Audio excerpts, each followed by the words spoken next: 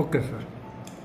ઘટનાની હકીકત એ પ્રકારની છે કે દાહોદ ટાઉન બી ડિવિઝન પોસ્ટે વિસ્તારમાં જે હેલિપેડ વિસ્તાર છે, પાંડવોના આસપાસનો વિસ્તાર, ત્યાં ફરિયાદી અને જેના મિત્રો છે એ લોકો ફરવા માટે ગયા હતા. એ દરમિયાન ત્રણેક અજાણ્યા ઇસમો હતા એ ત્યાં આવી અને ધારીઓ બતાવી એમને મારી નાખવાનો ડર બતાવી એમની પાસેથી હાથમાં પહેરેલા 2 ચાંદીના કડા એટલે કે ભોરિયા અને એના ખિસ્સામાં રહેલું પાકીટ રોકડ રકમ હતી એ લઈ ગયેલા હતા. આ ઘટનાની પોલીસને જાણ થતાં તાત્કાલિક દાહોદ ટાઉન બી ડિવિઝનના પોસ્ટેના સ્ટાફ દ્વારા અલગ અલગ ટીમો બનાવી ટેકનિકલ અને હ્યુમન ઇન્ટેલિજન્સ દ્વારા પ્રયત્ન કરી અને સમગ્ર બનાવને ડિટેક્ટ કરવામાં આવેલો છે. અને બનાવની અંદર જે રકમ ગઈ છે તથા બંને ભોરિયા ગયા છે એ સંપૂર્ણ 100% રિકવર કરવામાં આવેલું છે. આ ઉપરાંત જે યમાહા ગાડી આરોપીઓ વાપરી છે એ પણ કબજે લીધી છે અને ધાર્યું પણ જે મળ્યું હતું એ પણ કબજે લેવાયું છે.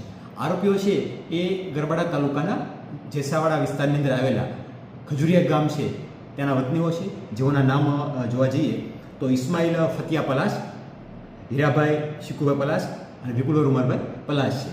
એ ત્રણેય લોકોને અટક કરી એમને કોર્ટમાં રજૂ કરી એમાં રિમાન્ડ લેવામાં આવેલા છે અને એમની આગળ જે કાયદેસર કાર્યવાહી છે એ હાથ ધરવામાં આવેલી છે. સર, ઝડપાયેલા આરોપીઓ છે હાલમાં એમનો કોઈ હિસ્ટ્રી હોય એવું જણાવેલ નથી, પરંતુ એ બાબતે વિગતવારની તપાસ ચાલુમાં છે.